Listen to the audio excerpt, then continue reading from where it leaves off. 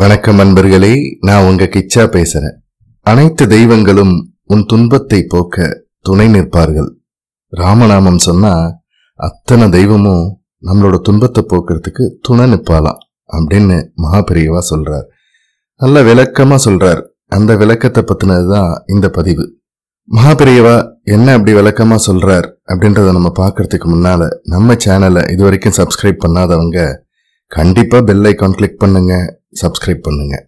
காஞ்சி மகாபெரியவாளிடம் ஒருவர் சென்று, நான் மிகவும் துன்பத்தில் இருக்கின்றேன், என்னால் இந்த நிலையிலிருந்து மீள என்ன செய்வது என்றே தெரியவில்லை, என்னால் பரிகாரம் செய்ய சொன்னால் பண்ண முடியாது, அவ்வளவு வறுமை, என்னை எப்படியாவது காப்பாற்றுங்கள் என்று கேட்டுக்கொண்டார். அதற்கு காஞ்சி மகாபெரியவா, உன் துன்பம் என உணரும் போதெல்லாம் நான் சொல்லும் செயலை செய்து வா, உன் துன்பம் ஓடிவிடும் என்றார்.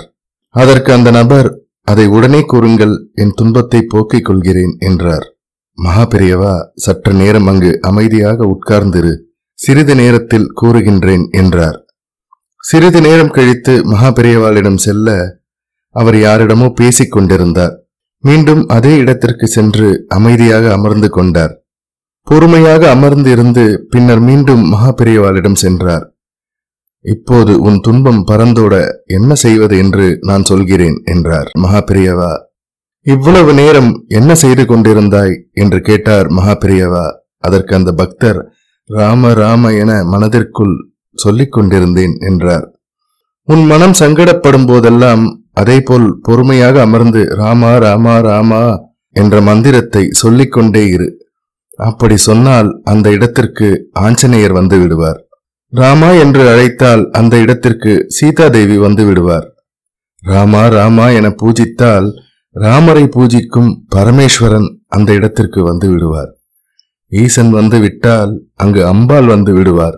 சிவனும் அம்பாளும் இருக்கும் இடத்திற்கு விநாயகரும் முருகரும் வந்து விடுவார்கள். பிள்ளையார் முருகன் வந்து விட்டால் அங்கு லட்சுமி கடாட்சம் வந்துவிடும். லட்சுமி கடாட்சம் வந்து விட்டால் அங்கு லட்சுமி தேவி வந்து விடுவார். லட்சுமி தேவி வந்து விட்டால் அங்கு மகாவிஷ்ணுவும் வந்து விடுவார். மகாவிஷ்ணு வந்து விட்டால் அங்கு தசாவதார மூர்த்திகளை பார்த்து விடலாம்.